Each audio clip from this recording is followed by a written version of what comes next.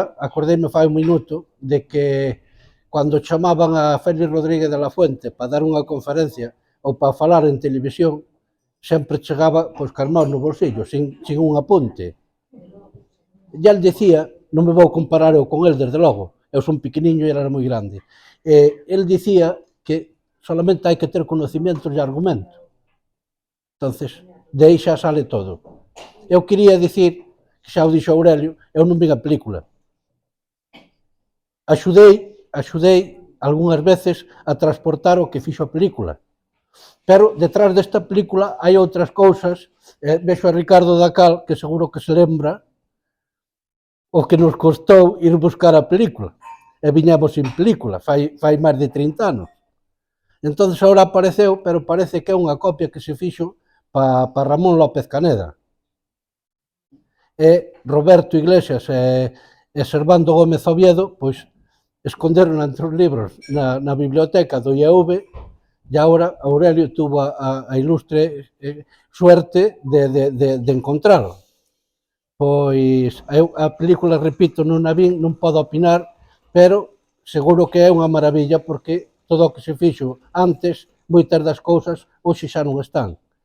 Esta película fíxose nunha época onde o Instituto de Estudios Valdeorreses tiña un gran equipo. Naquelas mesmas datas, máis ou menos, encontrei eu, xunto con Ferrer Sierra, con Santiago Ferrer Sierra e con Enrique González Fernández. O Santiago, sabendes que é o director do campamento romano de Bande desde fai moitísimos anos, desde a década dos 80, Enrique Fernández González, o arqueólogo de Vilela, é o arqueólogo municipal do Concello de Lugo.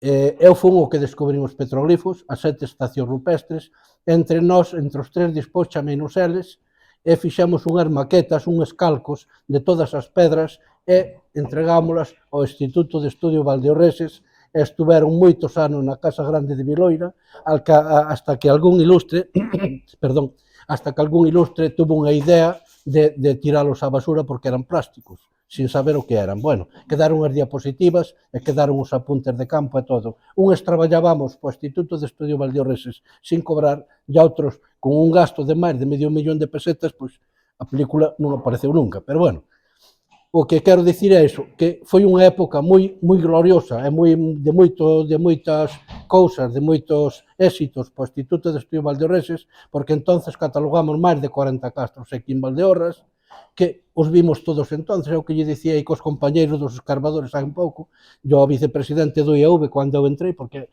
fun durante moitos anos o membro máis novo do IAV, eu non tiña carné de conducir, viña nunha derbi, e aparcaba para as reunións, aparcaba por aquí. Pois bueno, dicíalle pois que naquelas datas fóiseme, igual. Pero son, que non atopei máis castros, atopeinos todos entonces, moito mirei, moito busquei, que hasta a actualidade, pois encontramos hai pouco un encima de Pumares e pouco máis. Querse dicir que entonces traballamos, buscamos e atopamos.